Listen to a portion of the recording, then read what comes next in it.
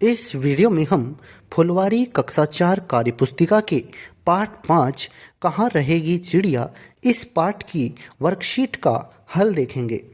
सबसे पहला हमारा प्रश्न है, इसमें दिए गए चित्रों में पक्षियों को पहचानें एवं उनके नाम से मिलान करें।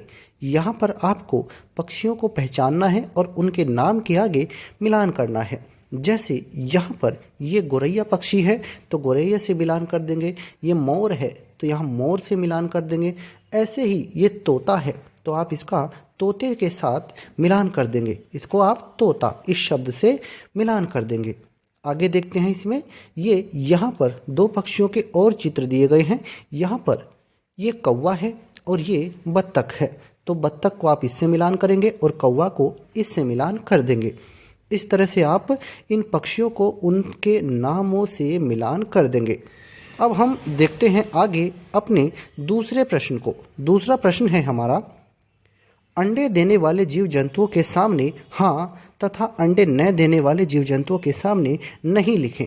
आपको क्या करना है, जो पक्षी या जो जानवर अंडे देते हैं उनके सामने आप हाँ लिख देंगे और जो अंडे नहीं देते हैं उनके सामने आप नहीं लिख देंगे। एक कॉमन सी बात है, जिन जानवरों के कान बाहर की तरफ होते हैं वो अंडे नहीं देते हैं और जिनके कान अंदर की तरफ छिपे रहते हैं, मतलब उनके कान बाहरी कान नहीं होते, उनके आंतरिक कान होते हैं, वो अंडे देते हैं। ये कॉमन सी बात है। जैसे मोर है, मोर के बाहरी कान नहीं होते तो मोर अंडे देता है हाँ, तोता अंडे देता है हाँ। खरगोश, इसके बाहरी कान होते हैं, ये अंडे नहीं देता, ये बच्चे देता है नहीं, तो आप इसमें नहीं लिखेंगे। गोरैया ये भी अंडे देती है तो हाँ लिखेंगे। ऐसे ही गाय ये अंडे नहीं देती है, इस पे आप नहीं लिखेंगे। हंस ये अंडे देता है, इस पे आप हाँ लिख देंगे। तो इस तरह से अंडे देने वाले और अंडे नहीं देने वाले जानवरों के आगे हाँ या नहीं आप उसी तरह से लिख देंगे। अब हम देखते हैं आगे अपने तीसरे प्रश्न को। तीसरा प्रश्न है हमारा, नीचे दिए पक्षियों में से उन पक्षियों के सामने सही का चिन्ह लगाएं जो पेड़ पर अपना घोंसला बनाते हैं। जो पेड़ पर अपना घोंसला बनाते हैं उनके आगे सही का निशान हमें लगाना है। तो यहाँ पर दो पक्षी ऐसे हैं, एक तो कौवा और एक गोरैया, ये दोनों के दोनों पेड़ पर अपना घोंसला बनाते हैं। जैसे कौवा और गोरैया ये दोनों पेड़ पर अपना घोंसला बनाते हैं। इसके अलावा मोर और तोता और ये कबूतर और एक जानवर और है इसमें, कबूतर के बाद तितली, ये जानवर ऐसे हैं ये पेड़ पर अपना घोंसला नहीं बनाते हैं। तो इस तरह से गोरैया और कौवा ये दोनों पेड़ पर घोंसला बनाते हैं, इनके सामने ही आप सही का निशान लगा देंगे। अब हम बढ़ते हैं आगे अपने अगले प्रश्न की तरफ। चौथा प्रश्न है हमारा, अपने आसपास पाए जाने वाले पक्षियों के चित्र बनाएं। जो आपके आसपास पक्षी पाए जाते हैं उनके हमें चित्र बनाने हैं। जैसे उदाहरण के तौर पर हमने आपके सामने ये कुछ चित्र दिखाए हैं। ये कौवा का चित्र है, आप इसे बना सकते हैं। ये कबूतर का चित्र है, आप इसे भी बना सकते हैं। ऐसे ही यहाँ पर ये चिड़िया है, चिड़िया का चित्र है, इसको आप बना सकते हैं, ये चिड़िया का चित्र है।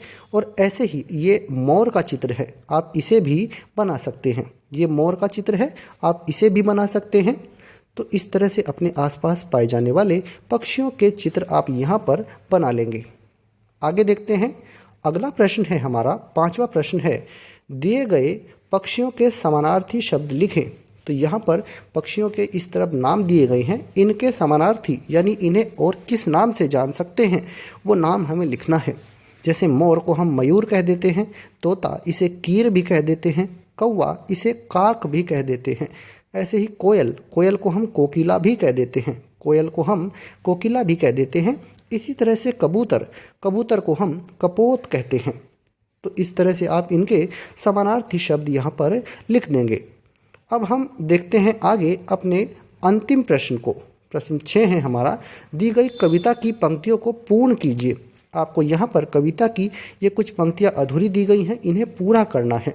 जैसे हमने खोला अलमारी को, बुला रहे हैं बेचारी को, पर वो चींची कर्राती है, पर वो चींची कर्राती है, घर में तो वो नहीं रहेगी, अब यह चिड़िया कहाँ रहेगी। तो इस तरह से आप इन पंक्तियों को पूरा कर लेंगे। तो इस तरह से ये हमारा फुलवारी कक्षा 4 की कार्यपुस्तिका के पाठ 5 की वर्कशीट का हल है।